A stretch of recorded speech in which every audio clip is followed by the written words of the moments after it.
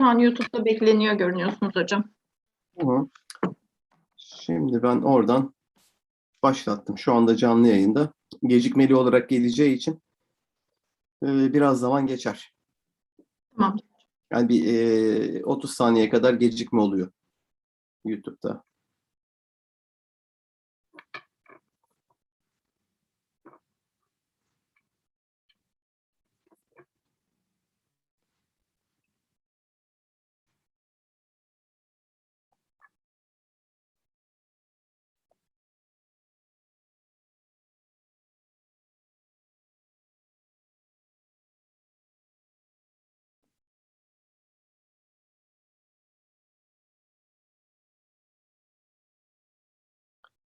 Şu anda Zoom'da ne görüyorsunuz?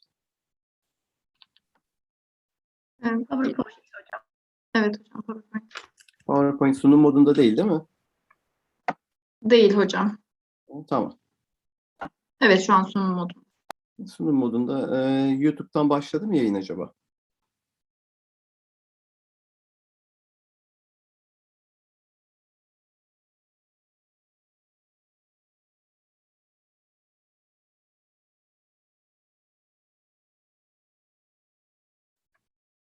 Onu bir kontrol ederseniz.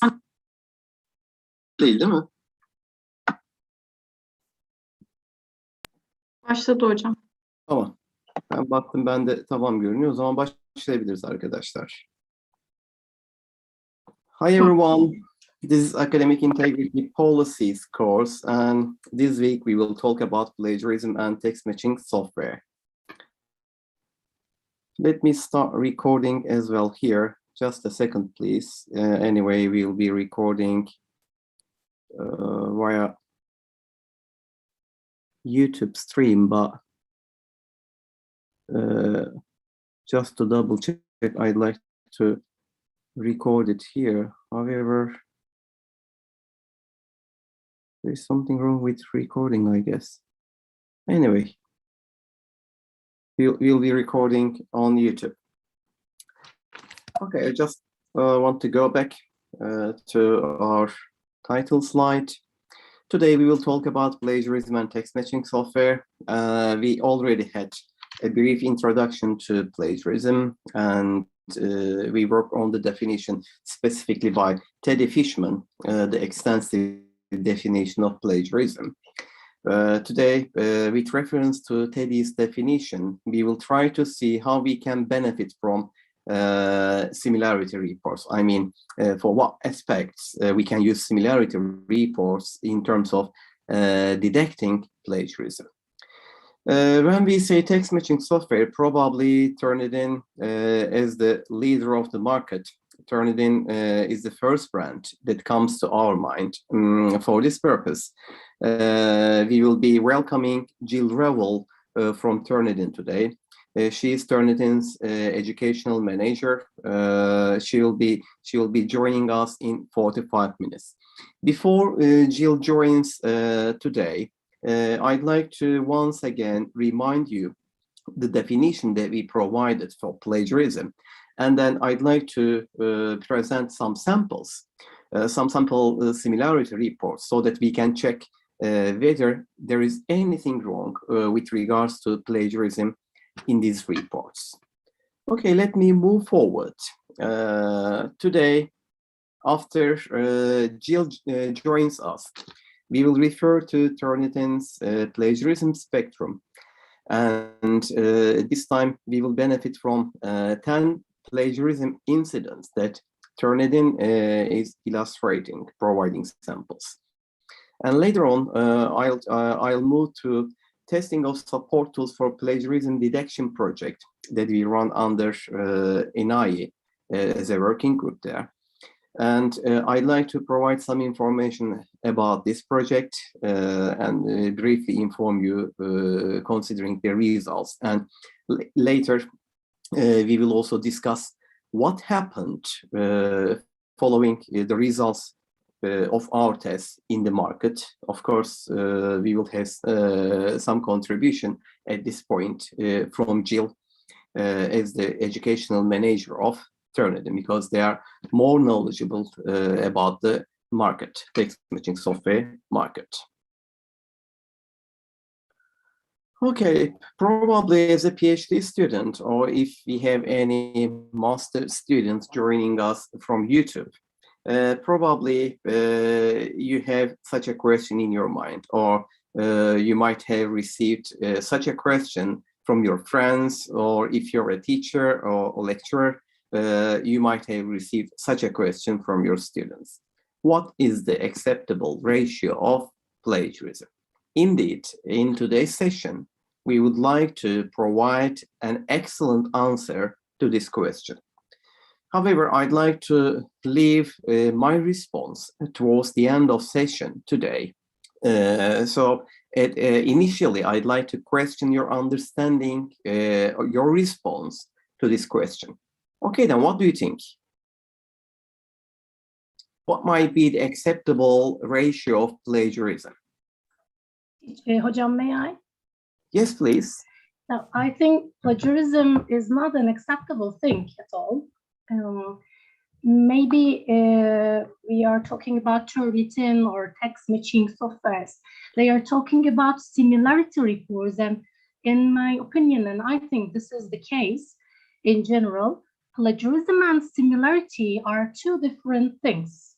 So we shouldn't, or we can't accept plagiarism anyway. So there is not a ratio like this. So no ratio. Indeed, you mean that 0%? Yeah, 0%. I mean, yeah, 0%. Similarity? Yes, not similarity, actually plagiarism.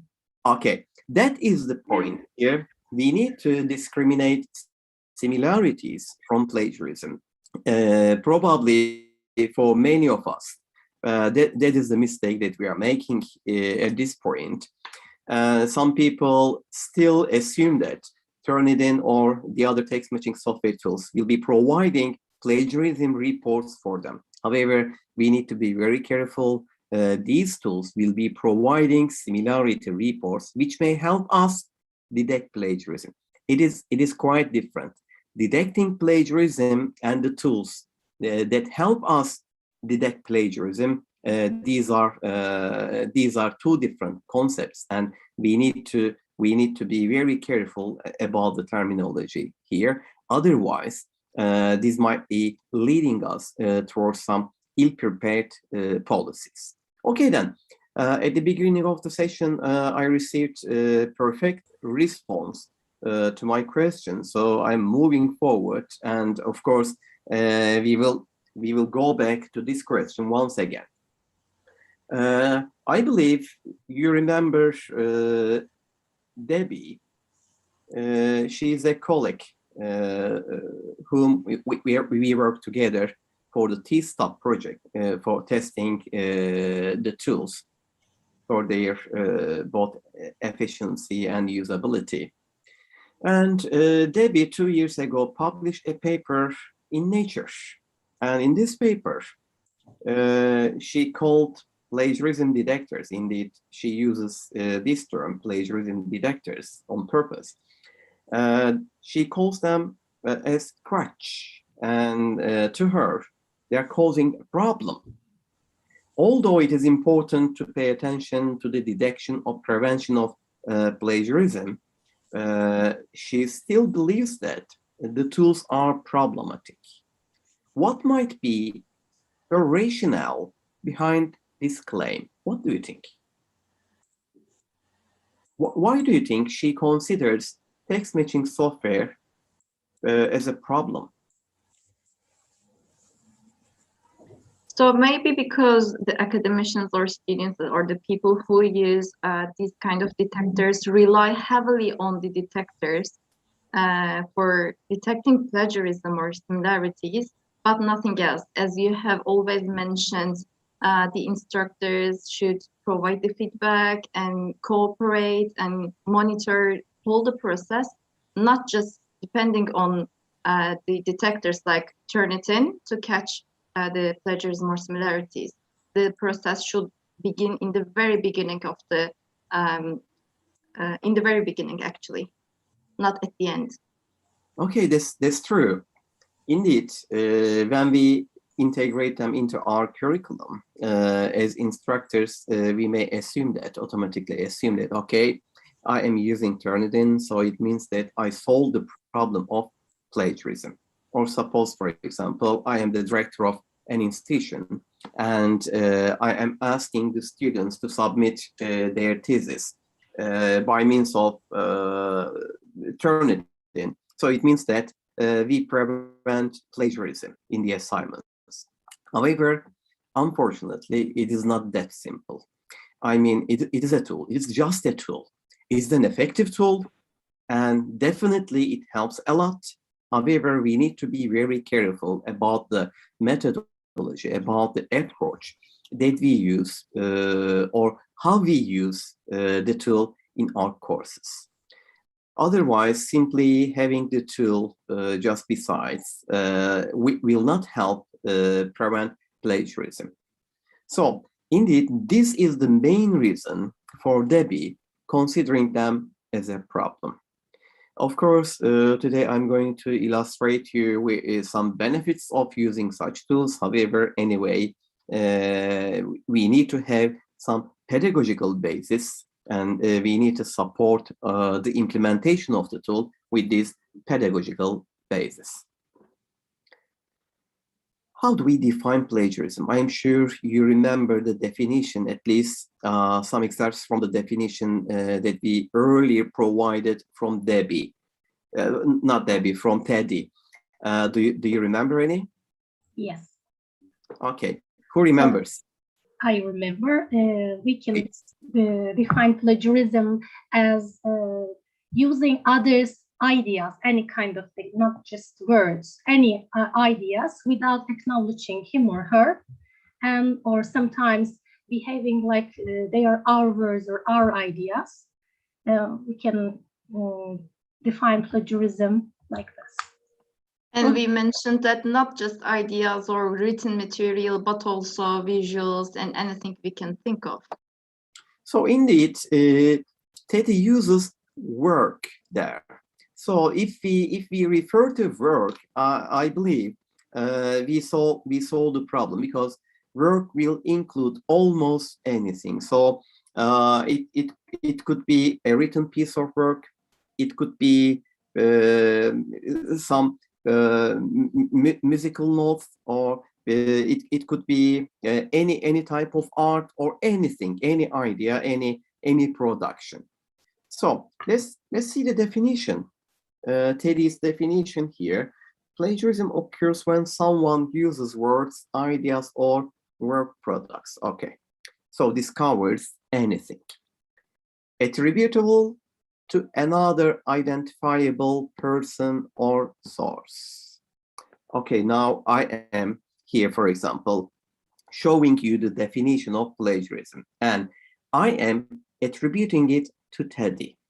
However, suppose, for example, I remove the in-text citation from there, and I am showing this definition of plagiarism. I'm knowledgeable about academic integrity, so I am producing the definition of plagiarism. So I'm showing it to you. Indeed, it is attributable to TEDI. However, I don't do it. I don't do this, and I behave as if it is my own definition. So this causes the problem. Be careful in academic writing or in any type of academic work. There will be similarities. Why there will be similarities? Because we are not inventing the wheel from the beginning. Because scientific contribution requires reference to earlier works. Otherwise, we will be repeating the same procedure once again by individual researchers. Then what do we need? We need to check what happened before our studies in the previous literature. We need to learn about their findings, the strengths or the weaknesses, the drawbacks or advantages of their studies, and then combine them so that this will provide some basis, theoretical basis for our study, and take it one step further. So our study will refer to this one step. When the other further researchers arrive, they will check what is available, and when they are referring to our study, they will be checking to this single step in order to understand our contribution to the development of the topic. If you are working alone without cooperating or collaborating with the others, then it means that you are doing something wrong. Or if you are trying to write a paper without citing the other papers, it means that you are not writing an academic paper. Unavoidably, there will be similarities. Indeed, there must be similarities in academic papers. However, the important aspect is attributing, giving the credit to the idea holder. Okay, at the third step, as you see here, without attributing the work to the source from which it was obtained. Now, if we go back to the second step, attributable to another identifiable person, here we need to question regarding, for example, general knowledge or general world knowledge. Sometimes, for example, when we are writing a paper, we may consider that, oh, do I need to cite anyone here? Sometimes you question this because you may assume that anyone knows this. If anyone knows, we would consider it as general knowledge. However, again, we need to be very careful here. For example, we are dealing with English language teaching here, and when you are writing an academic paper, if you have such a sentence, for example, foreign language learners are expected to develop 4 main language skills: reading, writing, listening, and speaking. Now, I question myself, do I need to cite any sources here in order to support my idea? The answer is no. Why no? Because in this field, anyone knows that, either professionals or students, anyone knows that there are 4 main language skills associated with 2 sub-skills. What are these 2 sub-skills? Grammar and vocabulary. However, if you claim that in addition to these 2 sub-skills, grammar and vocabulary, we should also consider culture as the third sub-skill. Now, this time we stop there, check the relevant literature, and see that the relevant literature identifies only vocabulary and grammar as the sub-skills. So there is something new here, either true or not, but there is something new here. So what do we need to do? We need to give the credit to the idea holder here, because we won't consider culture at this step as general knowledge. So attributable to another one, general knowledge, this is an important discrimination in terms of specifically avoiding idea plagiarism that we need to be very careful. Okay, in a situation in which there is a legitimate expectation of original authorship, okay, now we are working on the definition of plagiarism. So the definition should be coming from someone or some organization. Sometimes, for example, as European Network for Academic Integrity, we might be revealing some definitions, or once you check, for example, American Psychological Association, they are revealing some definitions or instructions. Anyway, if we cannot attribute it to a person, we attribute it to an organization. Anyway, we give the credit to the author. And the last thing, in order to obtain some benefit, credit, or gain, okay, any gain. Suppose, for example, you are students, you are preparing a writing assignment for this course. Suppose you take the literature of your paper and you use the literature for any other assignment to be submitted for another course. In this case, you will be accused of self-plagiarism, because you are writing a paper for this course and you are getting the credit. What is the credit? You pass. So this is the credit you gain here. In order to gain credit from another course, there will be some other requirements. So in terms of gaining the credit, we need to check this. Okay, I'm moving forward to similarity reports. Indeed, you already identified that similarity and plagiarism, they are not used interchangeable. And we need to be very careful when we use these terms. Here in the next slides, I will start presenting some similarity reports for you, and we will discuss whether there are any issues in them.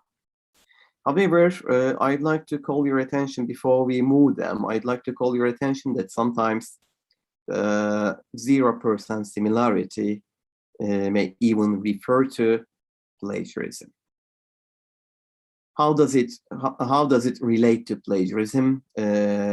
Probably this time, if there is 0% similarity, probably this time there is a very critic plagiarizer who is trying to bypass the algorithm of the text matching software. And I'll talk about some strategies that they are using. Anyway, the ratios, sometimes we give priority to ratios. However, the ratios, probably the ratios Debbie is referring to, the ratios, we consider them as problem. And hopefully when Gill joins us today, we will have the opportunity to talk about ratios and learn about her opinion. I borrowed these color codes from Turnitin, and here we see that Turnitin is assigning 5 different color codes to assignments depending on their similarity indexes. For example, you submit an assignment and there is 15% similarity. It means that to Turnitin will flag it with green. Apart from the ratios, here the flags might be problematic as well. Suppose, for example, you submit your assignment, it is flagged with green, 15% similarity. What would you assume? Would you expect any problem in your assignment? So in a way, to my experience, this will be an encouragement for the student by clarifying, by confirming that everything is okay with your paper, no problems. Hey, we use green flag for you, and it is only 15%. So it means that there is nothing wrong. Some students assume this wrongly. That's why we consider ratios and the flags here, red color flags, they are problematic. Of course, for example, if there is 80% similarity, which is flagged by red, there must be something wrong with this assignment. I mean, we need to check the matches very carefully. Of course, it might be due to plagiarism. However, it might be due to some other technical issues, and we need to learn about it. Anyway, there is a problem either by means of plagiarism or technical issues. Sometimes these color codes may help us, but on the other hand, we need to remember that they are also misleading some others. So this is an issue. Now, you see a sample similarity report. I know you are, many of you working at universities as lecturers. Okay, before we move forward, I'd like to ask you if you are teaching writing or if you are delivering any writing assignments. Do you ask your students to submit their assignments via Turnitin or via any other text matching software? May I jump? Okay, let me ask the first question, Kübra, please. Do you deliver any writing assignments? Hocam, yes, I deliver some writing assignments to my students. I mean, regarding paragraphs or regarding writing essay structures. Okay. What about the implementation of text matching software? We don't have any software because we are, we are teaching prep students and we all are instructors, so we don't have any access to any software to use it. If there is something which is really suspicious, we need to apply for, the software to the library. Maybe in these issues help us, but normally we don't have any softwares, unfortunately. So I just try to type something, type the thing on the Google and try to find some similarities or something like this. If I don't think the student could write this kind of, let's say, essay or a paragraph, unfortunately. Oh, okay, here is a question. Why don't you have an Turnitin account? Your institution, should be using it. Yes, but there is a limited access.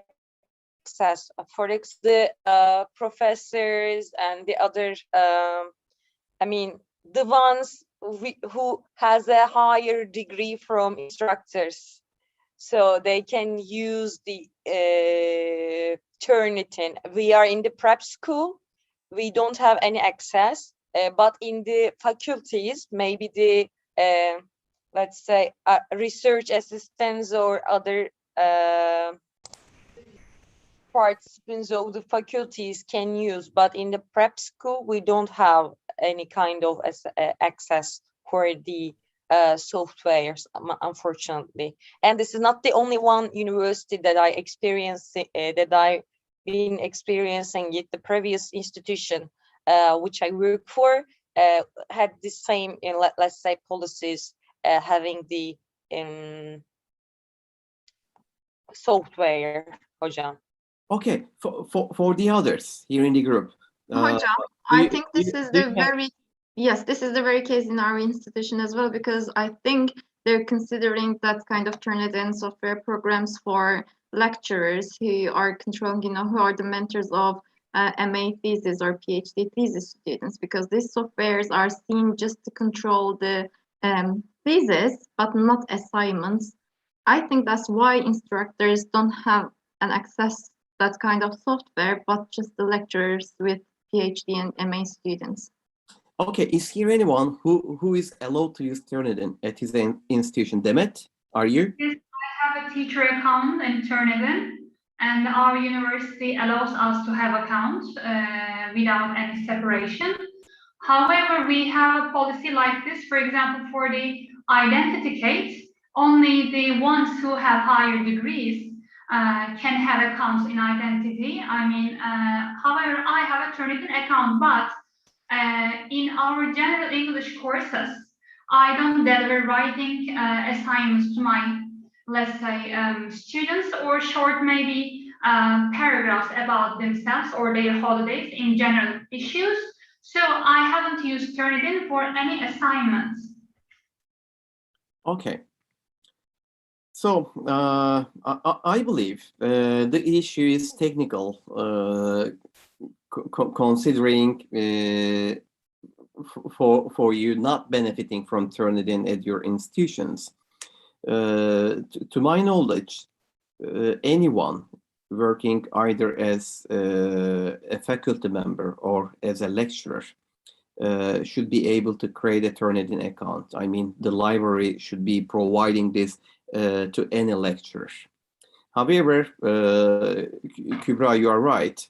It is a clear evidence that we give the responsibility for postgraduate degrees in terms of plagiarism. I mean, plagiarism seems to be a concern only related to postgraduate degrees. Indeed, not related to postgraduate degrees, but with the thesis related to postgraduate degrees. I mean, in many institutions, lecturers will be using Turnitin in terms of getting the similarity report before submitting the thesis to the graduate schools.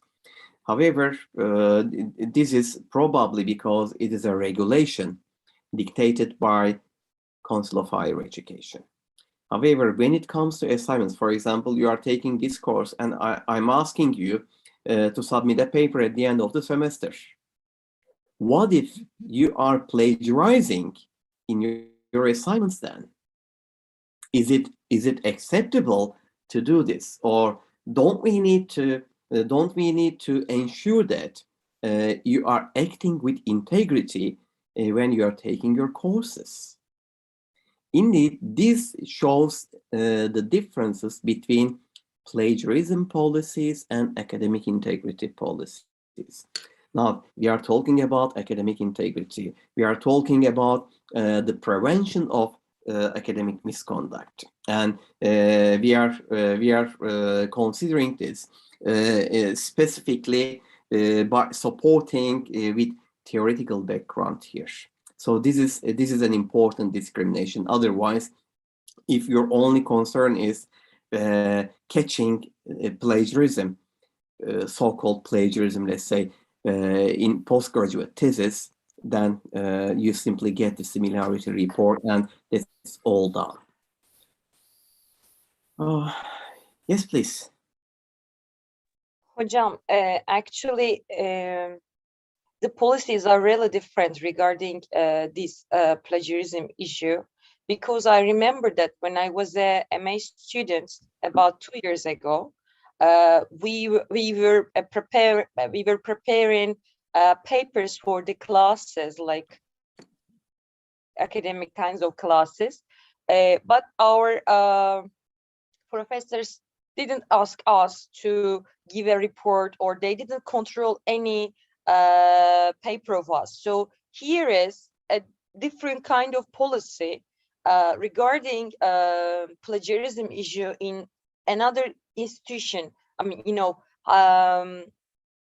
regarding MA or PhD classes. So yes, this is the Çanakkale 18 Mart University's policy, but in another university, another one with the, you know, having MA classes or PhD classes, they don't have this kind of policy. So this creates a question. I need to question myself. So, and the other one. So there should be an equality, I think.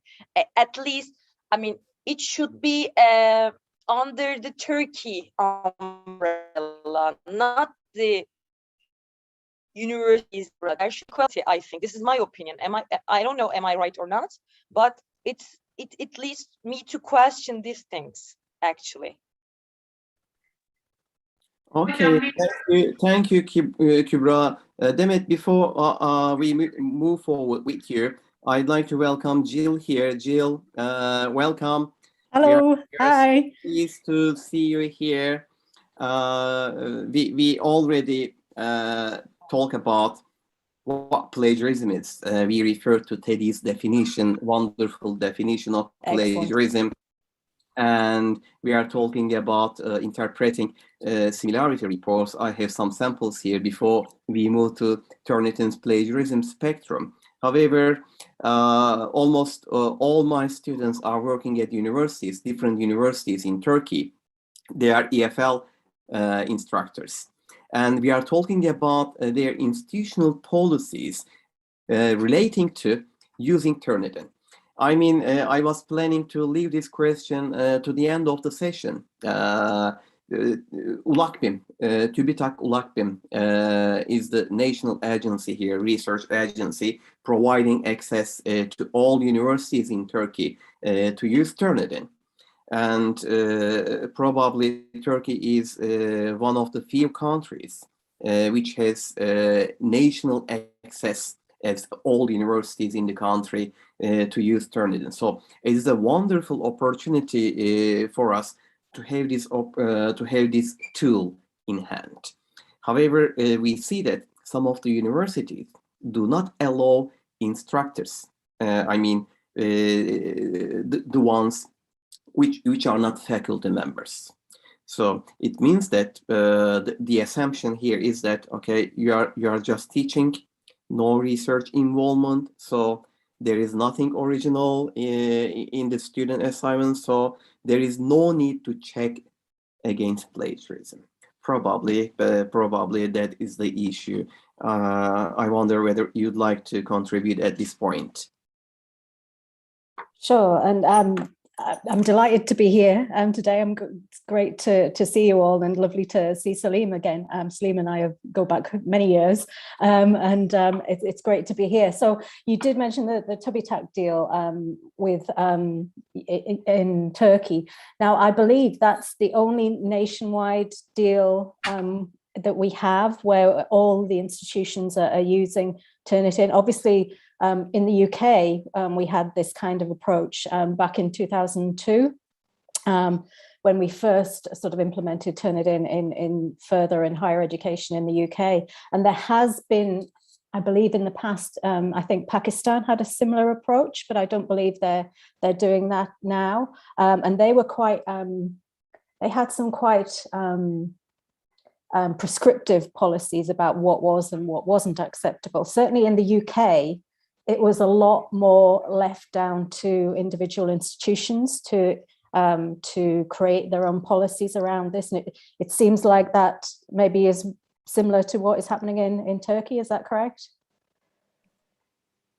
Okay, in terms of policies, this our purpose to have this course indeed, because we are expecting to develop well-developed policies across our nation. That's what we need.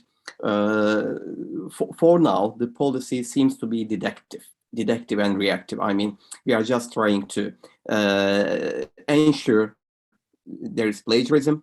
Indeed, there are some institutions which are misinterpreting similarity reports that we will discuss today.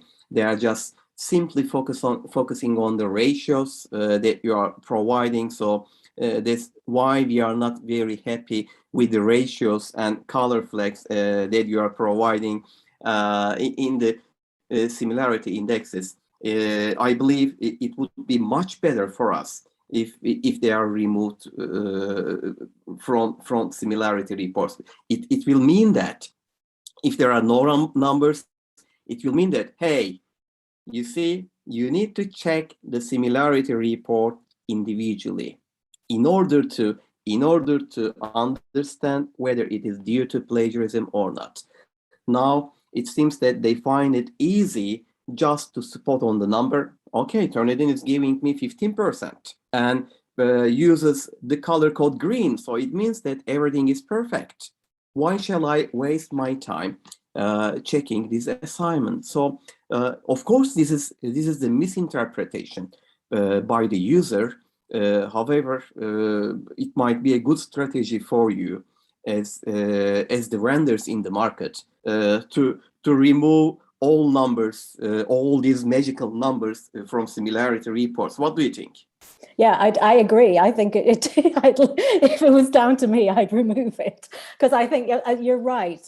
People get hung up on that number. And really the number is completely arbitrary, because I don't know if you've touched upon this already, but it doesn't indicate plagiarism. It's a similarity, and that obviously is down to the instructor to look at and to interpret about whether it does actually mean plagiarism or something else entirely.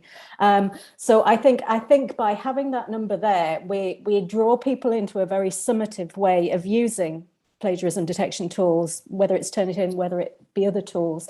And I think it misses a real opportunity for us to be able to use them formatively, to actually develop students' writing skills, to help students with their understanding of electronic resources, to help them understand when they are using sources too much. And I agree that the number is really arbitrary. And I created a slide earlier, but I started a discussion around this on our Turnitin Educator Network to say, you know, what does it actually mean? You know, it's not important, that number, and it misses so many opportunities for using tools.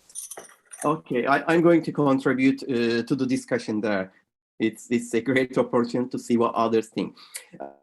Gill, what do you think? If I present a few samples here relating to similarity reports and see how to interpret them, and then give the word to you to talk about Turnitin spectrum.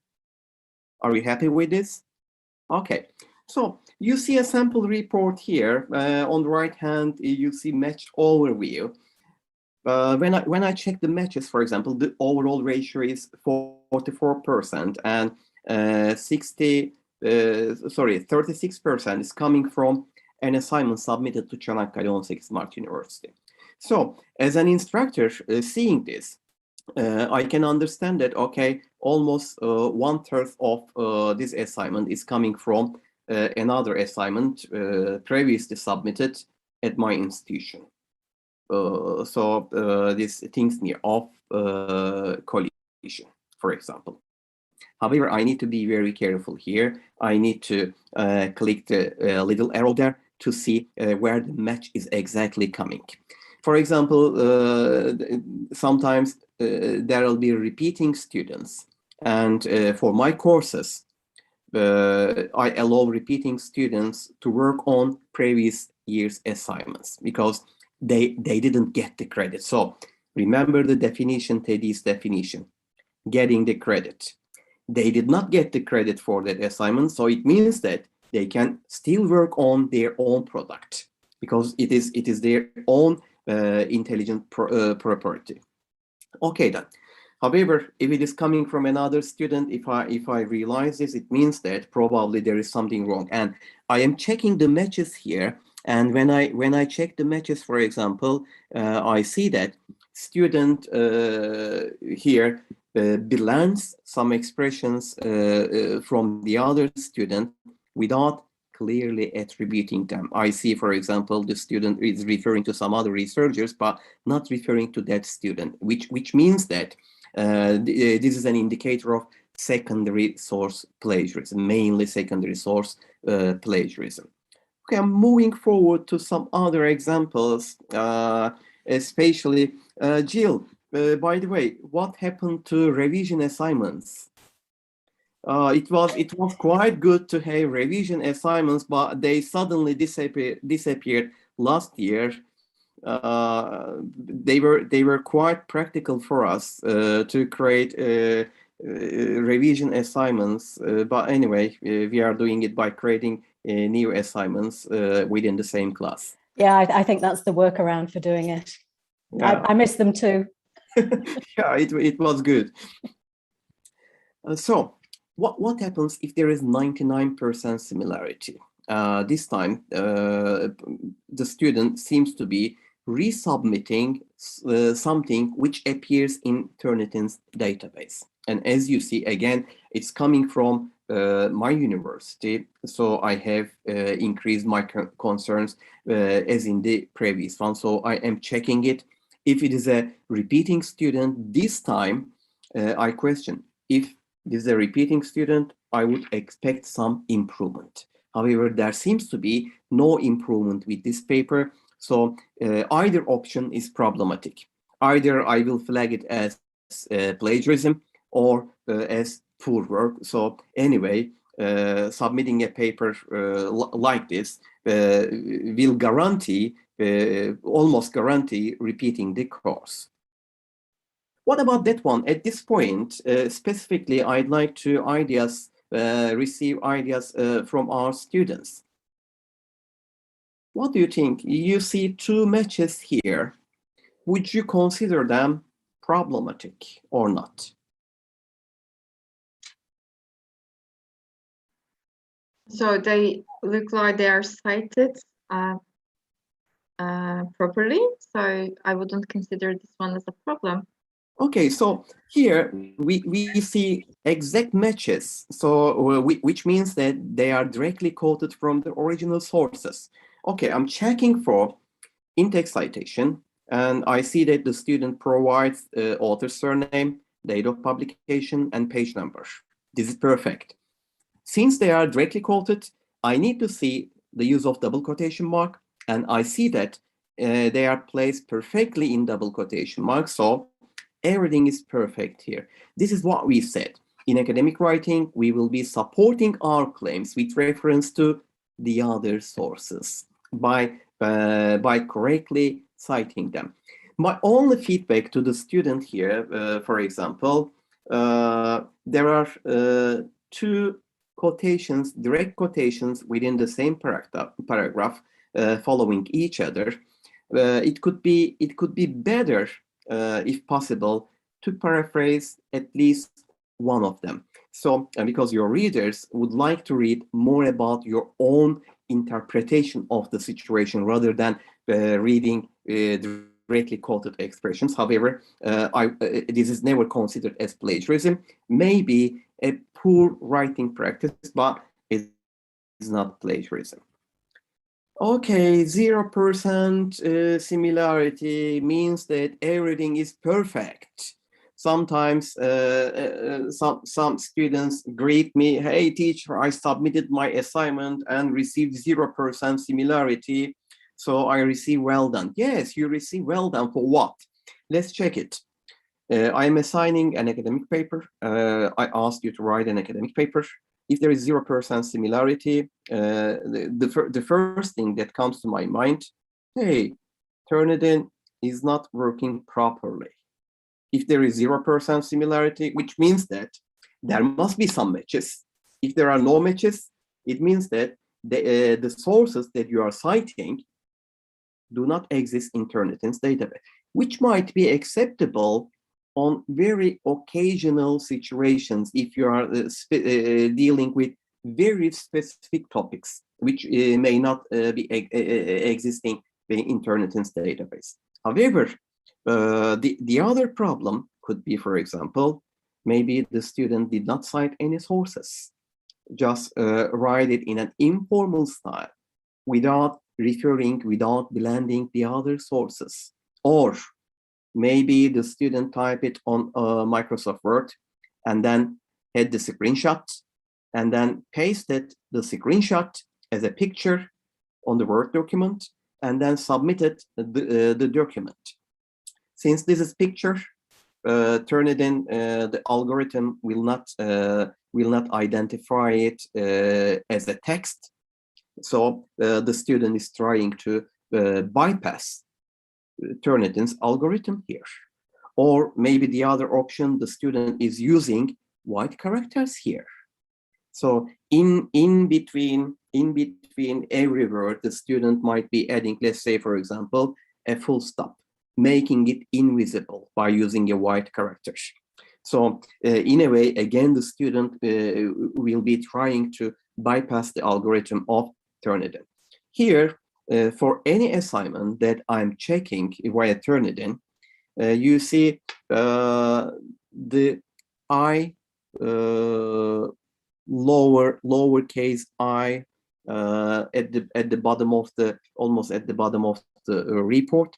I click this because this will be providing additional information, very useful information for the lecturer, such as, for example, the word count and some other details. If I have any further suspicions about the submission, then I go up to the down arrow, click it, and then download the original submission. So if you download the original submission, it means that, let's assume, for example, student wrote it by using Microsoft Word. It means that you will see the Microsoft Word document so that you can identify if there are any advanced plagiarism options there. But anyway, receiving 0% similarity will be highlighting a problematic situation to me. And the other important issue when it comes to references, sometimes I receive questions from my students that, okay, hey teacher, I submit my assignment, but Turnitin says you plagiarize all your references. Okay, first of all, not plagiarize, but Turnitin says they are similar to the other sources. Now let's question whether it is normal or not. You're writing an academic paper, you are benefiting from other sources. What about the other people? Are they benefiting from the sources that you already benefit?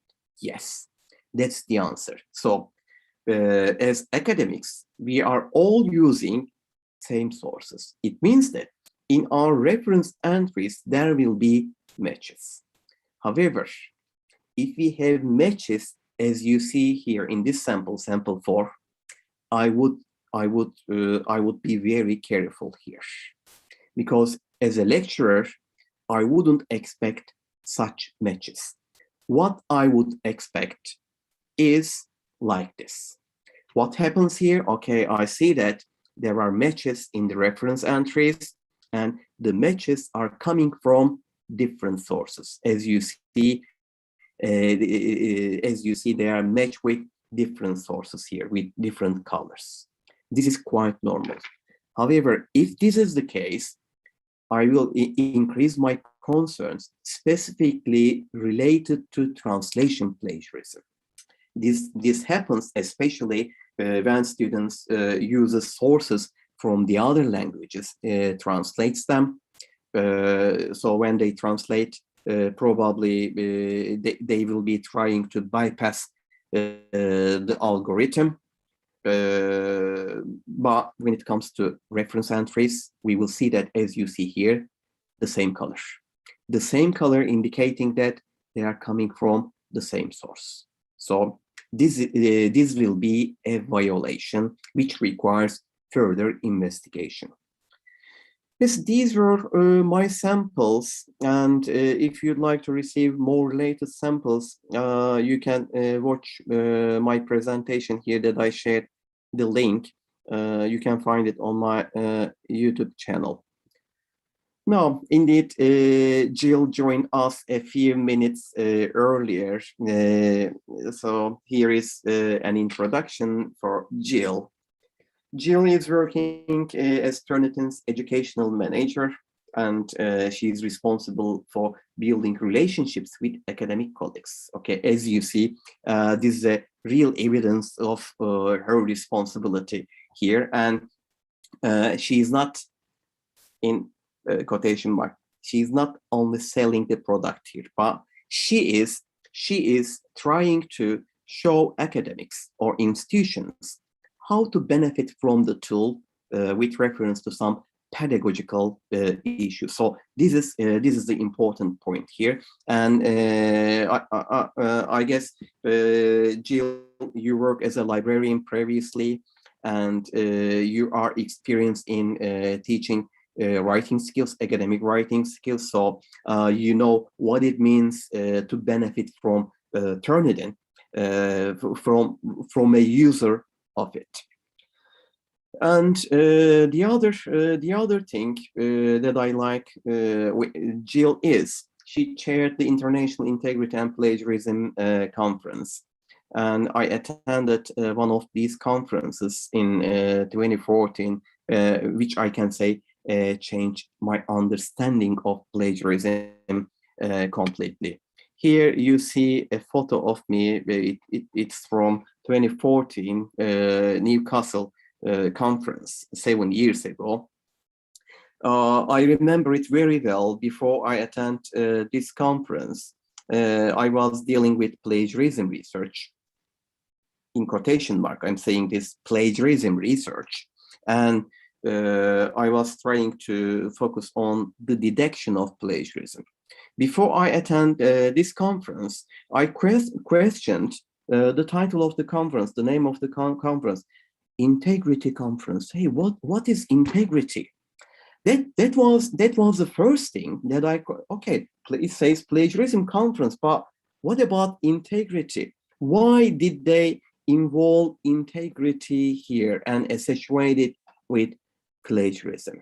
So it was an aha point for me when I realized that, hey, I need to go beyond the detection of plagiarism, and I need to do something else for the promotion of academic integrity. And it was my chance that when I attended this conference, Tracy Bretak, this when I met her. Tracy Bretak was the chair of my session, so it was a real life-changing conference for me, changing my understanding of plagiarism and moving from plagiarism detection to the promotion of academic integrity, which happened 7 years ago.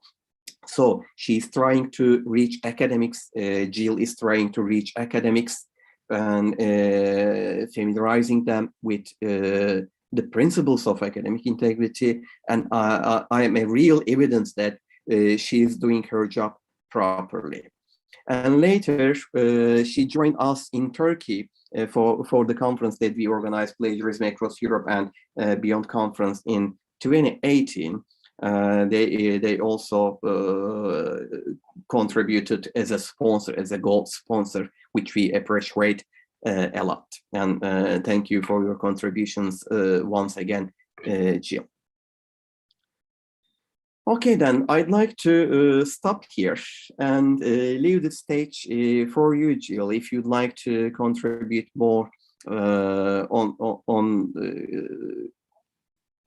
your role either relating to Turnitin or your previous roles. We are happy to listen to them. Otherwise, it's okay if you continue with Plagiarism Spectrum. Thanks, Salim.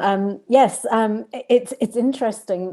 You talk about the sort of interplay between plagiarism and integrity, and you know, I often pick this up because I see them almost like as a yin and yang, kind of the positive and the negative.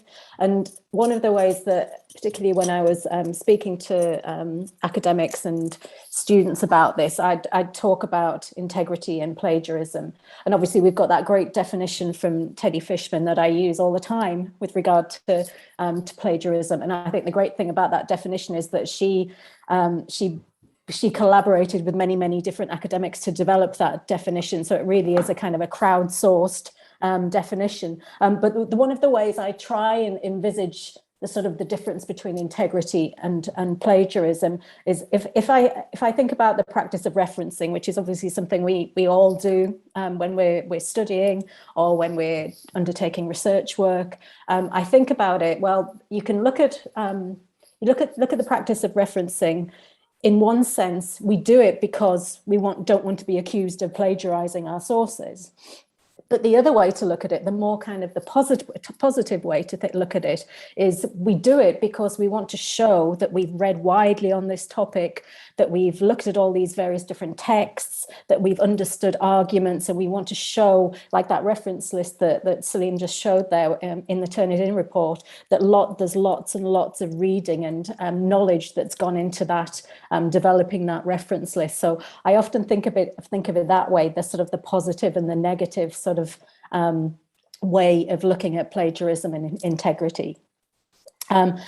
I'll talk a little bit about the plagiarism spectrum. I must admit, it's not my forte. We have just updated it last year, and I was going to, I can share a link with you at the end of the session. We've really sort of broadened the plagiarism spectrum to look at other types of one of our kind of key areas that we look at Turnitin is that we respond to new and emerging threats to academic integrity. So obviously more recently, we've looked at developing tools to identify where students might have contract cheated where they've outsourced their work.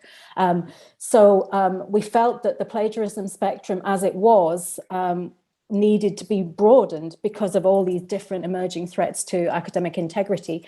So the new resource, which I can share with you, has things like source code plagiarism, data plagiarism, where you might have actually plagiarized someone's data and then incorporated it into your work.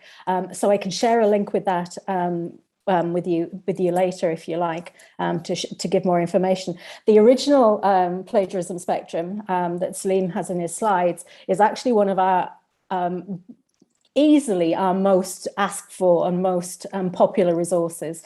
We've got a huge A1 poster of it, and always when we go to conferences, when we were allowed to go to conferences and mix with academics, this was easily our most popular resource. So I'd like to think that that plagiarism spectrum is up in many, many classrooms all over the world.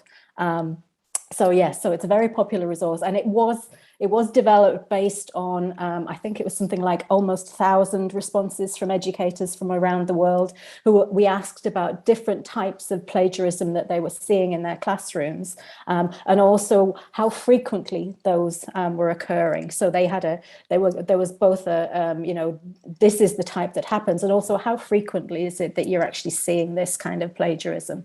And some of them were very infrequent, and some, obviously, others were much more frequent. Shall I run through those, Salim? Yes, please. I stopped sharing. By the way, I just received a message from Teddy. She's saying hi to you. Oh, bless her. I love Teddy. Hi, Teddy.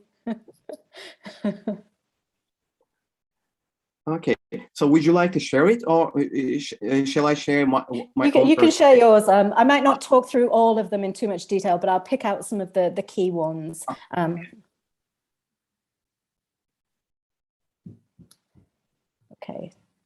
Okay, so as I said, so obviously, you know, that you can see from this one, similar to the report that that Salim shared earlier, this is very clearly word for word plagiarism.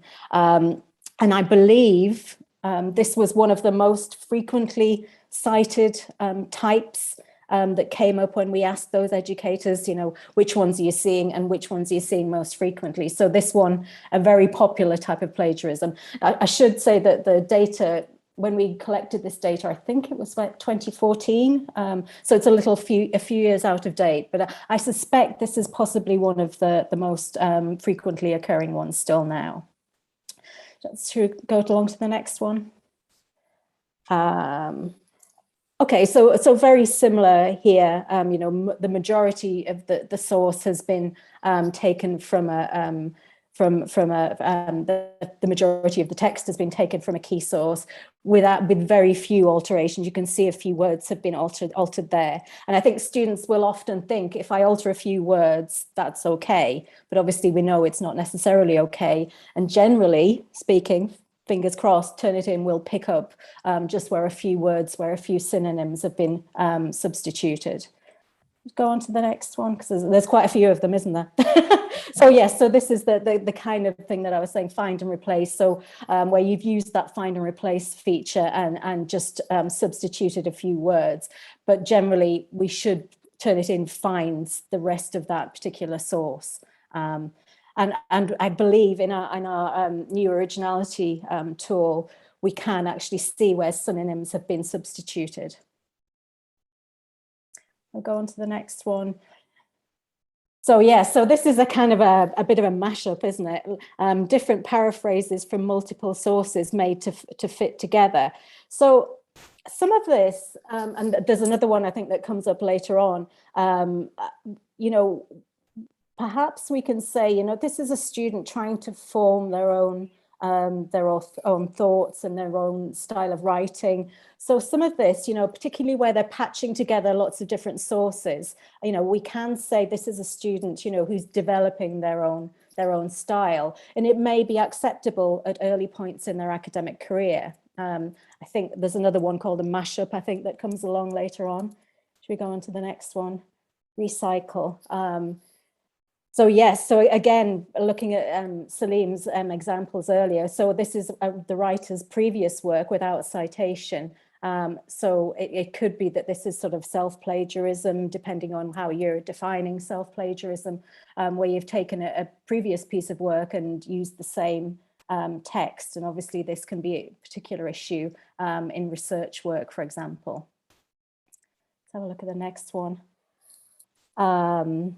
So we've got a bit of a mixture here, some perfectly cited sources with copied passages without citation. So we're really sort of mixing it up here and, you know, doing, again, it could be sort of a student's evolving writing style where they're sort of citing sources but copying sources. So again, some of these things, you know, you do have to look at, and again, it goes back to that argument. You can't just take the Similarity Report on face value. You do need to look at it in some detail to see really what's happening there.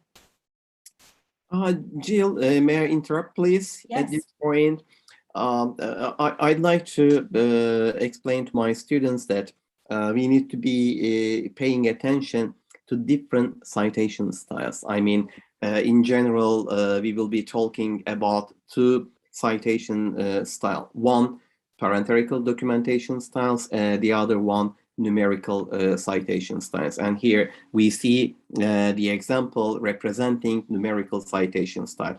Indeed, parenthetical citations are more frequent. So you may not be very familiar with numerical citations, which is used specifically used by biologists and some other scientists dealing with natural sciences. So considering our involvement with academic writing as either social scientists or educational scientists, probably you will be more familiar with Harvard style, APA style, and some other parenthetical documentation styles. Okay, thank you. Shall I move forward? Move forward to the next one, yes. So yes, so this was the mashup. Again, I think this, with the clone, I think this was another of the most frequently identified types of plagiarism. So this is where students are taking text from lots of different sources, and they're copying it word for word without any correct referencing. So, you know, again, not acceptable, but it could be a sort of a way of students patching together different ideas, and a sort of you know, very much a learning experience to talk to students about how they're developing their writing skills. But obviously it does all need to be cited. Okay, moving forward. Non-existent or inaccurate information about sources. Well, this is kind of complete fabrication, I think, isn't it? You know, where students are actually making, you know, is this a deliberate attempt to cheat? You know, and that opens up another issue about intent, and where students are really it's not just an error in their developing their writing skills, but it is actually, you know, they are actually going out of their way to create inaccurate or non-existent sources. And obviously, if you checked in the reference list, that there could be some sources in there that are a bit of a red herring that don't actually exist. So yes, another one to certainly look out for. I think this was less frequent, I'd like to think, but I can't exactly remember.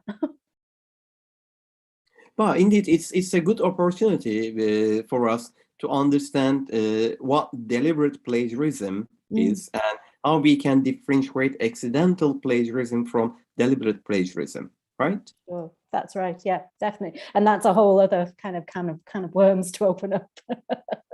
Proper citation to sources, but the paper contains almost no original work. So this is, again, I think you earlier had an example of this, Salim, where, you know, it's all correctly cited and everything, but it's not good academic practice to do this, you know, to just piece things together in this way. And again, perhaps it's developing those skills to understand that you need to balance out cited work with your own ideas and your own opinions.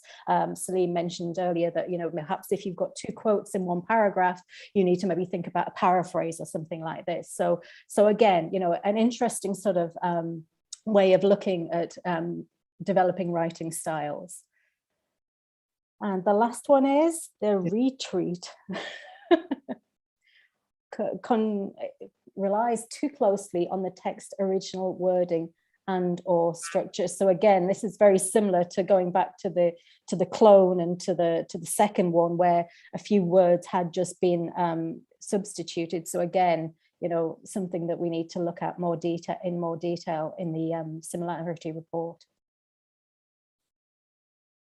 Oh, maybe we can call this as patch writing. Some academics consider patch writing as a step indicating improvement in academic writing skills, specifically if you are talking about, for example, first-year university students who are submitting their very first assignments. So it might be showing that they are developing their skills. However, if this is repeatedly used, and if they are not learning from their mistakes, then it means that there's a problem. Yes, and I think that that's interesting to say that, you know, that some of this, you know, as students are evolving those skills, you know, some of this can be part of that learning experience. But you know, but we expect to see a progression, and you know, students moving on to using their sources correctly. Okay, then thank you for introducing Plagiarism Spectrum. Maybe it would be good to talk about how your algorithm works here. Indeed, I prepared this figure in order to illustrate the situation, what happens when a student submits an assignment to Turnitin. You have 4 repositories, one internet repository and the other one periodicals, the third one student paper repository and institutional repository. So for your internet repository, Gill, I believe it covers sources which are not accessible right now on the internet, right? Are not accessible. I mean, do you cover in this repository? Do you cover the sources only accessible recently? Oh, right. We do have an archive. Yes, we do have archived sources. Yes. Okay. You have your own archive. So if they disappear from the internet, it doesn't necessarily mean that they disappear from your database. That's correct. Yes. Okay. Okay. Moving to the second one, periodicals. I believe this is what makes Turnitin different from the other tools. Because you can go behind paywalls for some journals, for some publishers, and you can check similarities by using their databases, right? Gill? Yes, we do. We have a team who negotiate with publishers and who gather all this content from all our scholarly publications. So yes, it's a big part of our database. So it should be increasing your algorithm in other way. Yes. And the third one is called a student paper repository, which means that all institutions who are submitting student assignments through Turnitin, they are collected under this repository. This is especially good to be collecting assignments there, student assignments there, because when we check periodicals repository, for example, you may realize that not necessarily all periodicals or articles are listed there.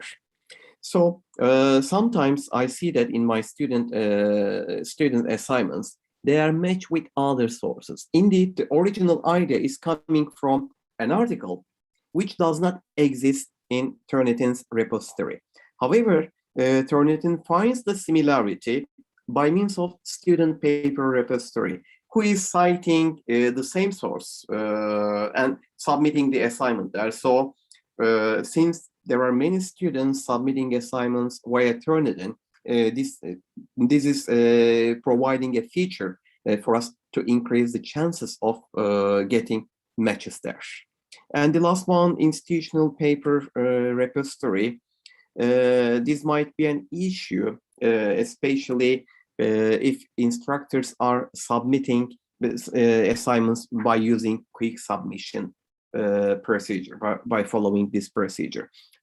Gill, this happens quite a lot in Turkey. I mean, what I do with postgraduate students who I'm supervising is, once a student starts working with me, I create a class for an individual student by his or her name. And then when the student submits the proposal for her thesis project, for example, I ask her to submit it via Turnitin. And then when the students produce some improvement with the literatures, let's say, for example, I ask the student to submit again via Turnitin. So I'm collecting all the assignments contributing to the production of the thesis on the student's name in the same classroom. Therefore, there will be no matches among these assignments. However, if teachers ask their students or themselves, if they ask by using quick submission, then in the future there will be matches, especially if they are asking for revision assignments. I believe this is important and it would be more effective in terms of pedagogical purposes. It will be more effective to have individual classes for each student. What do you think? Yes, I agree. This does create quite a lot of problems, and especially I can understand perhaps that if it's PhD work, that you might not want that shared more widely until it's actually completed. But it does create a lot of problems with matching between previous drafts, and that obviously was one of the benefits of having the revision feature. So it can get quite messy, yeah. Yeah, especially for librarians, it increases the workload for them a lot, because they need to contact you and give you the ID numbers for the assignments that are matching. You control them and then clear them from the repository. So it's quite a lot of work. Yeah, we're looking to simplify that process. Okay. Watch this space. Okay, then now I'd like to move to our project that we completed 2 years ago, and we published our paper last year. This is the testing of support tools for plagiarism detection. Indeed, there were previously some tests dealing with the effectiveness or the usability features of such text matching software. However, not many of them were very reliable, because some of them followed some poor methodological designs. However, Debbie's test, she has been testing for about 10 years. So she's quite knowledgeable in running these tests, and she kindly agreed to join our team. Thomas Foltenek, the president of the European Network for Academic Integrity, he is running this working group, and I am a member of this working group. We decided to test tools available in the market. I believe there are for about 60 or more tools available in the market now. Of course, not all of them working very properly, and almost 20 of them agreed to be tested, including Turnitin. And we started the test, but finalized the test with 15 tools. Some of them decided later not to be tested, and we decided not to test one tool because of the tool's interaction with essay mills. So, Gill, this is another important issue. There might be some tools, text matching software tools, cooperating with essay mills, which is a very critical issue for us. And we tested the tools, their performances in 8 languages, including Turkish. The previous tests were mainly in English and German because of the involvement of Debbie. And so we wonder about the performances in the other languages. In Turkey, for example, we have a local brand, Intihalnet, which is which is a platform for testing Turkish documents, and also they agreed to be tested. And here is you find the research article that we published in the International Journal of Educational Technology in Higher Education. And here you see the theoretical background of our project. Indeed, we considered the policies, available academic integrity policies or some plagiarism policies, and then the tools available to promote academic integrity or to prevent academic misconduct. And we deal with the methods that the tools were using. So it refers to their algorithm. And here we see the results. The results here is related to both coverage and usability of the tools.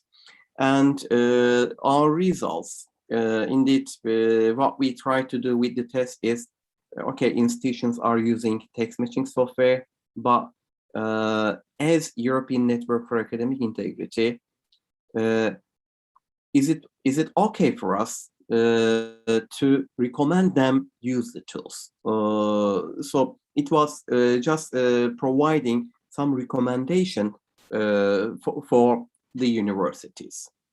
Of course, performances that are closing to threat indicate that there is something wrong with coverage, either coverage or usability. So, which means that we didn't find the tools efficient, which was a problem for their side. After we released the report, there were some developments in the market.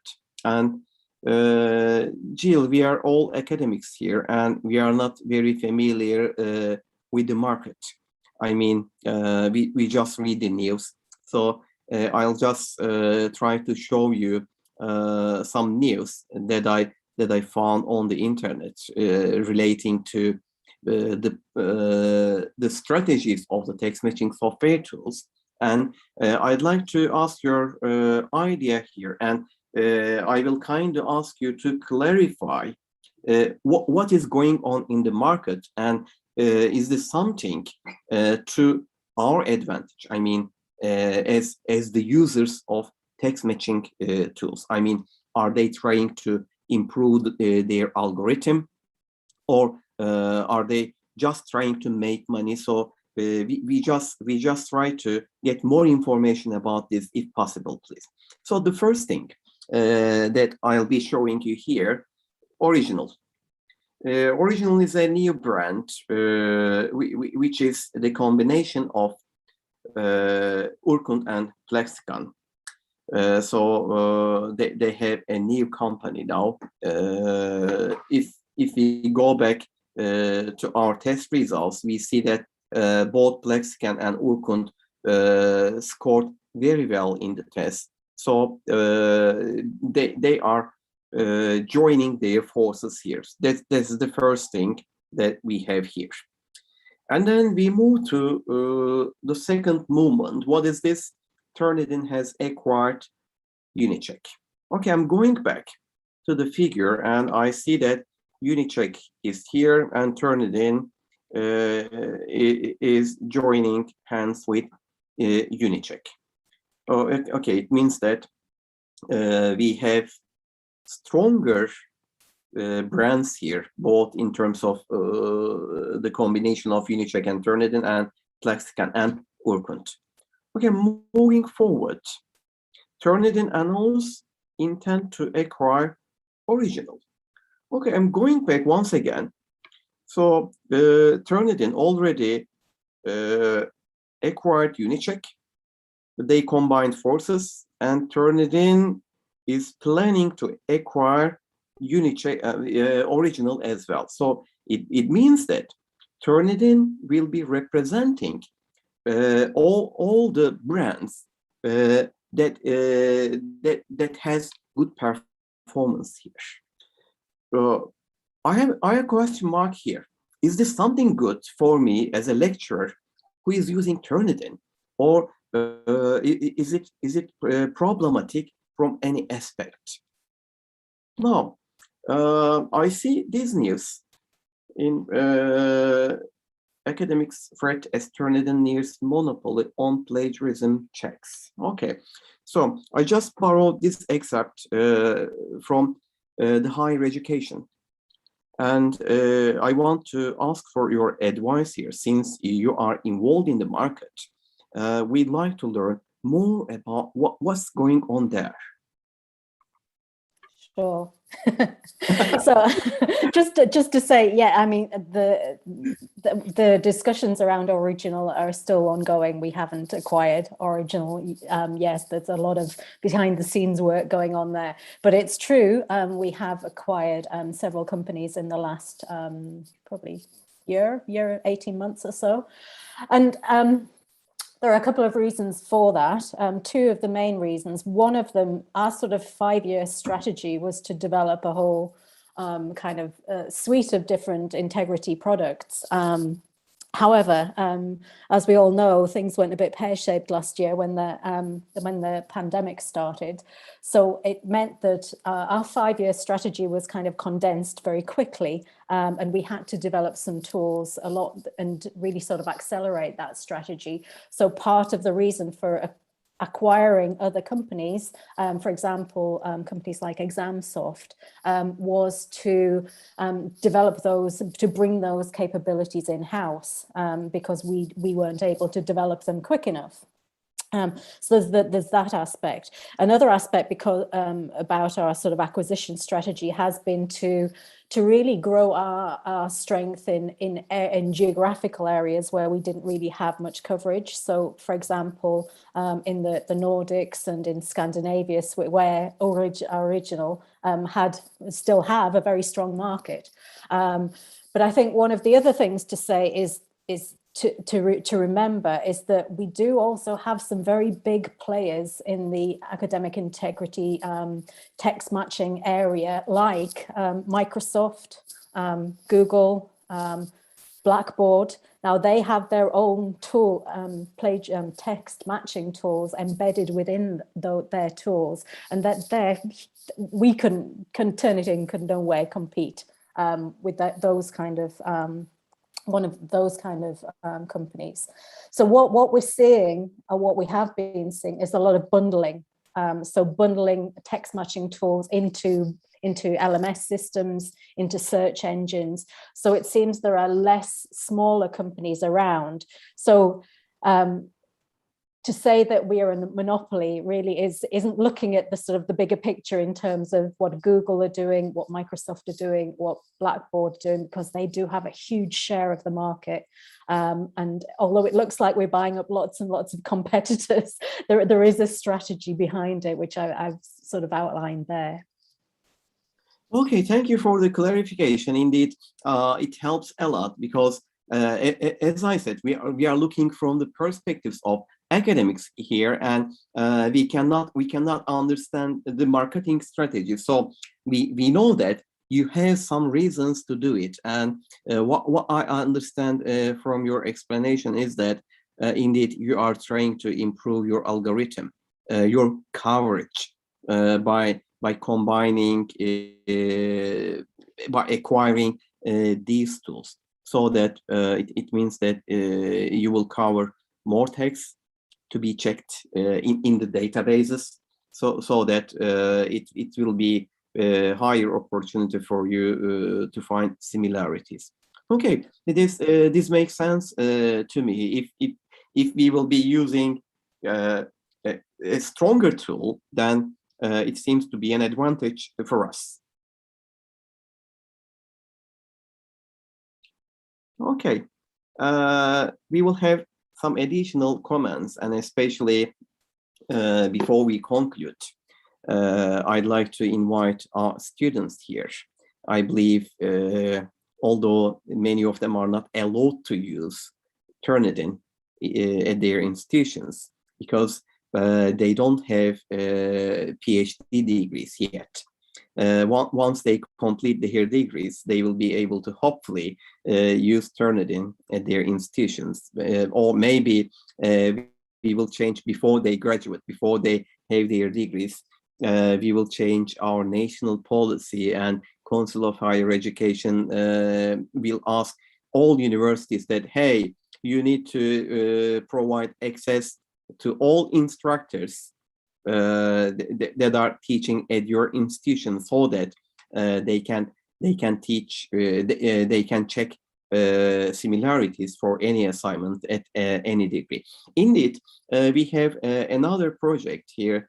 Another PhD student, Özgür, he is running a project relating. This is not enough as well. I mean, we need to go back to K-12 level, and we need to see what's going on at high schools. Do we really promote academic integrity at high schools? And I see that there are several high schools that are using Turnitin in Turkey. Of course, it would be more effective if we can encourage some other schools using Turnitin or the other text matching software, so that they can start promoting academic integrity. Otherwise, if you are asking teachers to do it by using Google search, then it would be quite difficult for them. Here, I'd like to show you a figure. Indeed, I believe you are already familiar with the figure because you are the one who informed me that, hey, you won Turnitin Global Innovation Award. It was in 2015. So what I was doing previously was I was checking whether there is any plagiarism by using Google checks. Google search. So it was too time consuming for a person, and if you have for about 150 students or 200 students each semester, it means that you cannot compete with it. You cannot. It's not doable. So for the next semester, for the next year, after I realizing that my students were plagiarizing, I benefited from Turnitin. However, simply implementing Turnitin in my courses resulted some new students who did not submit their assignments. So on one hand, Turnitin prevented plagiarism to some extent. On the other hand, Turnitin discouraged some other students who might have the potential to plagiarize. So from the perspective of a teacher, it is not acceptable, because I'm not a police officer here trying to catch who is plagiarizing. So I am here to teach.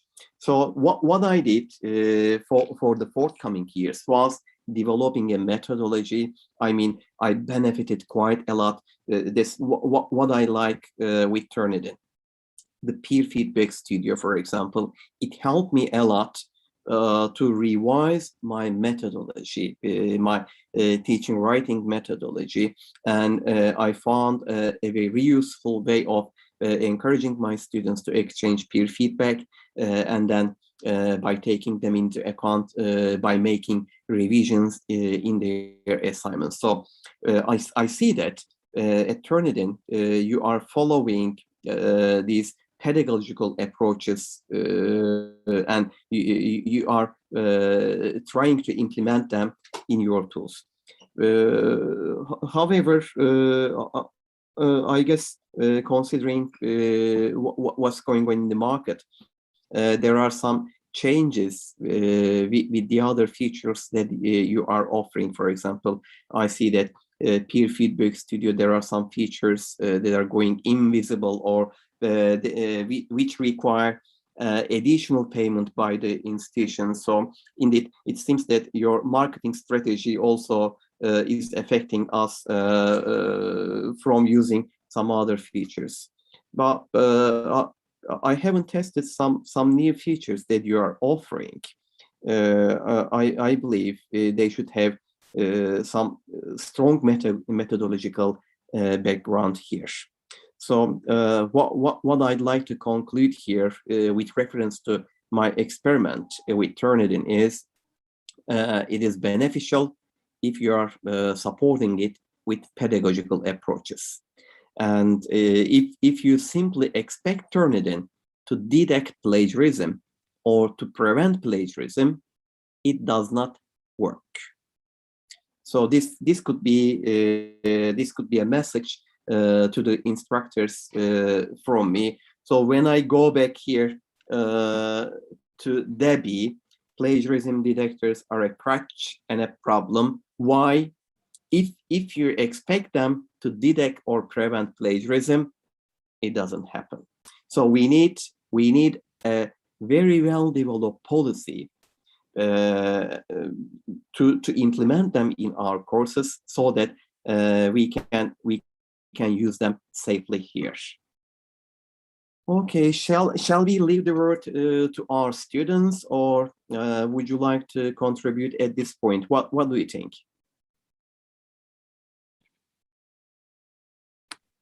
Would you like me to weigh in there? Yeah, I mean, Gill, would you like to contribute at this point, or shall we leave it to our students for their remarks?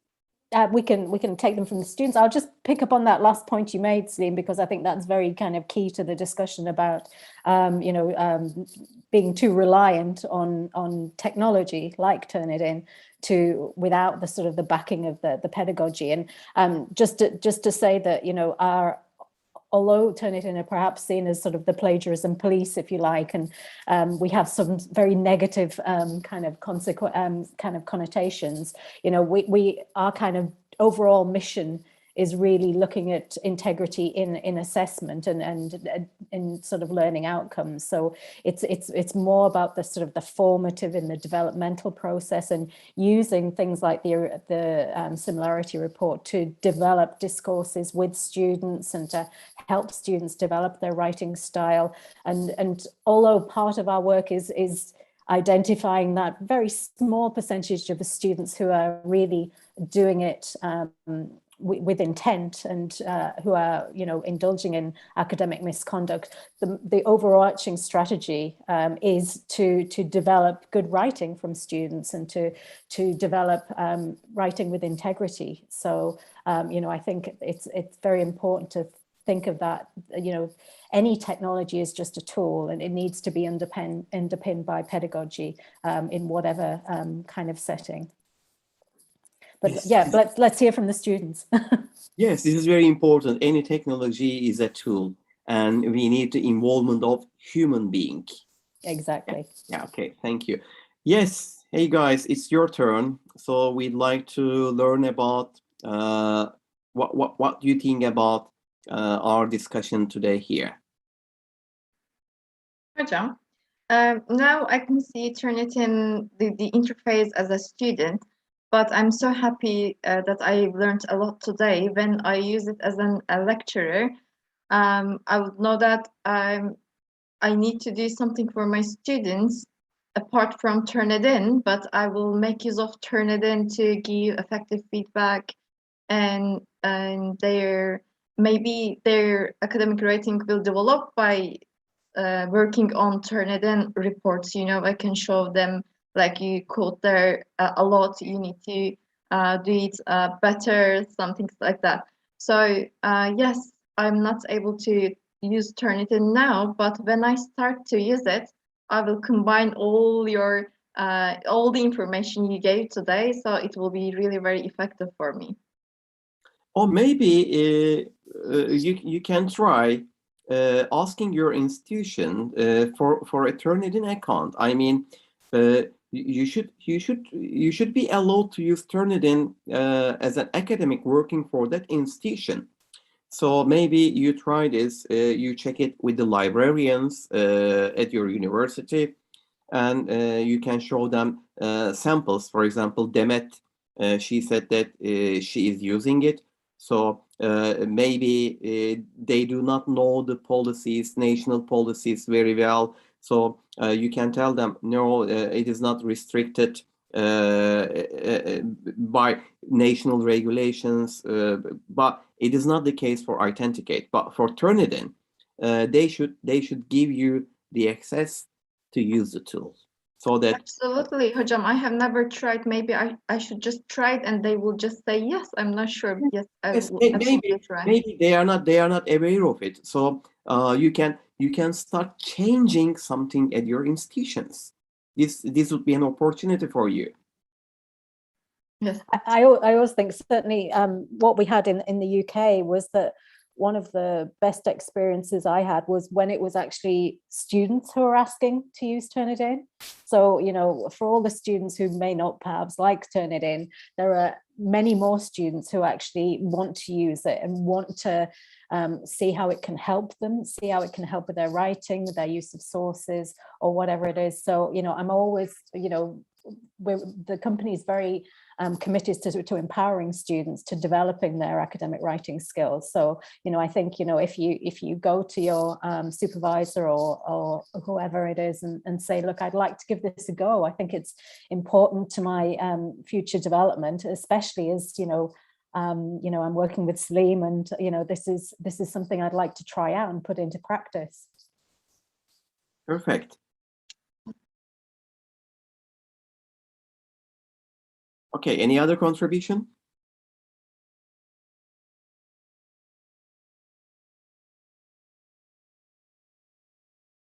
Hocam, I can say something.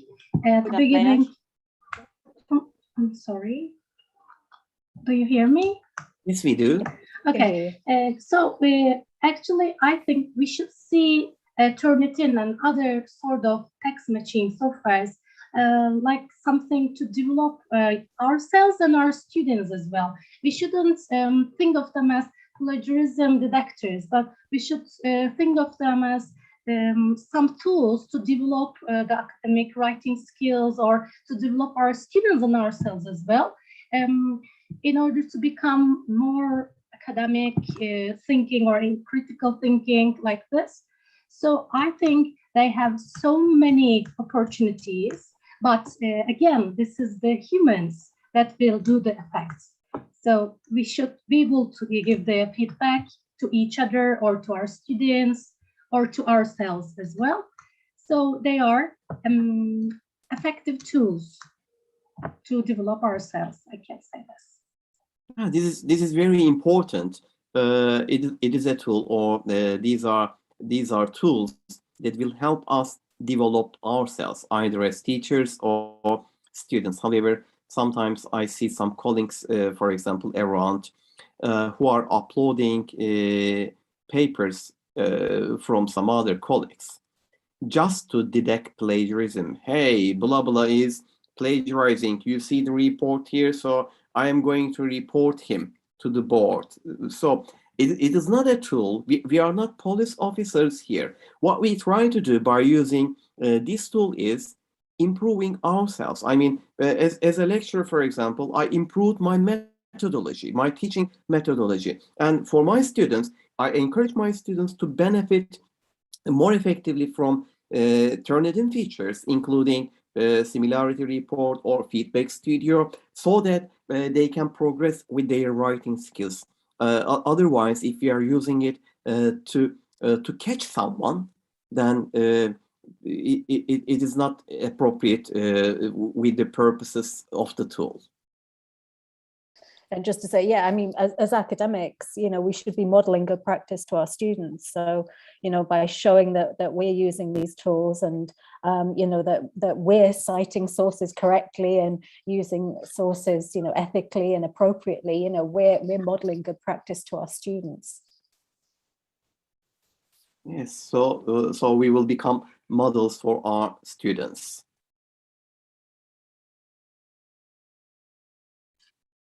Any other contribution from anyone else? Demet, yes, please. And I hope one day I will use Turnitin for my students' assignments. Now I haven't delivered any writing classes, but I see that today actually, yes, Turnitin or some kind of text matching softwares are the tools or the helpers. However, I understood that we shouldn't be the slaves of this text matching softwares. Like the similarity reports sometimes may not be meaningful. I see that. So in order to understand the sources of these similarities, we need to check it on and to see what kind of sources are. I mean, are they accidental or the intentional ones? Or what are the sources? So we should use them as a tool and to provide feedback. However, the similarity index reports may not be always meaningful. I see that actually today. Okay, indeed, we need to learn how to approach similarity reports. Demet, the similarity report will be providing some useful information for us, but we need to know what indeed it says. For example, sometimes my students come to me and say, "Hey teacher, I submitted my assignment, but Turnitin says anything is plagiarism in my assignment." For example, I wrote the name of my university, Çanakkale 18 Mart University, and it says you plagiarize the name of your university. So we need to teach them very carefully how to discriminate similarities from plagiarism. The tool, indeed, the similarity report, will come with some matches that might be meaningful in addition to the matches which are meaningless. I believe the tools in the market, they will improve their algorithm. Specifically, they will make some improvements with semantic matches. So if they can succeed to develop their algorithm to identify semantic relationship, I believe their performance will be much better. Any good news relating to semantic matches, Gill? I don't have any currently, no, unfortunately. Okay, so the improvements that we expect from the tools relating to semantic matches and translation plagiarism. So if there would be any improvements, then this will be helpful quite a lot for us. Any other contribution?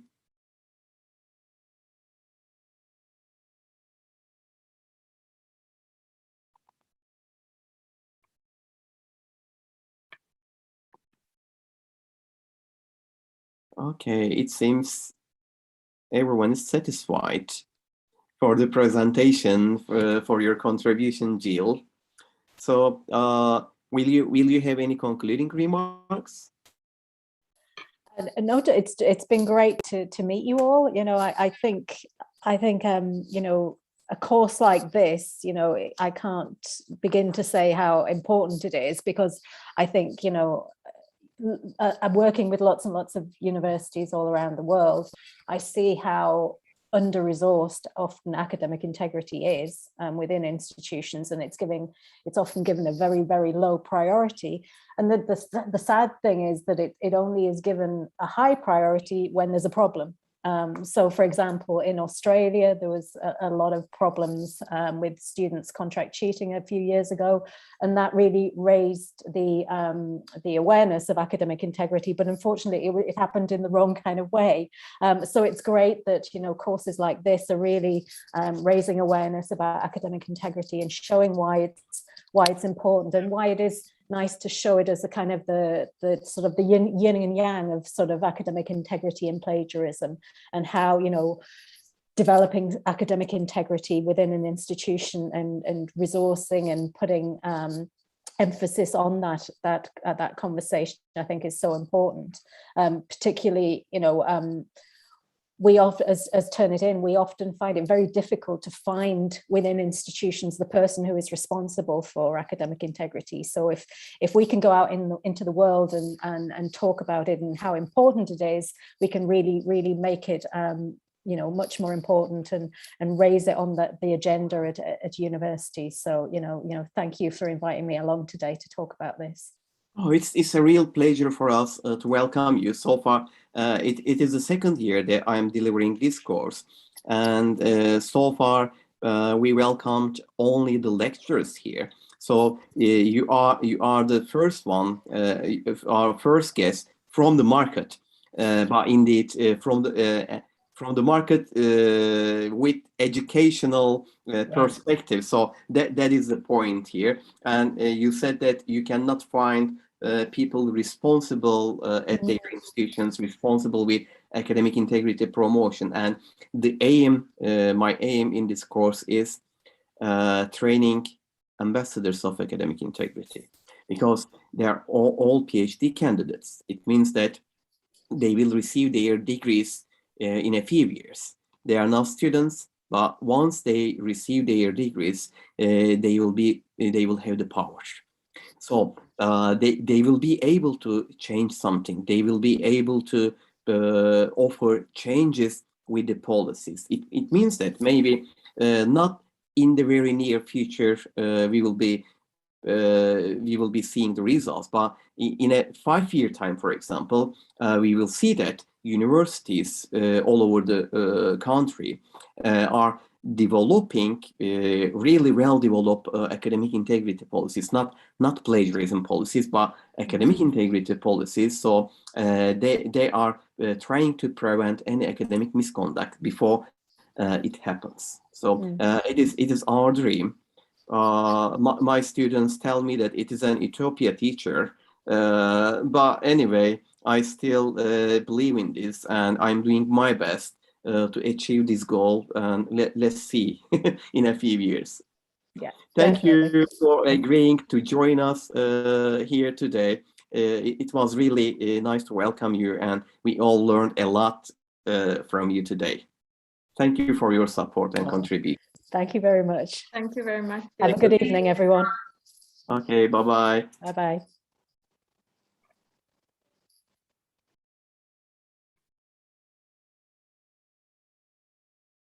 Arkadaşlar, YouTube'daki yayını sonlandırıp geliyorum.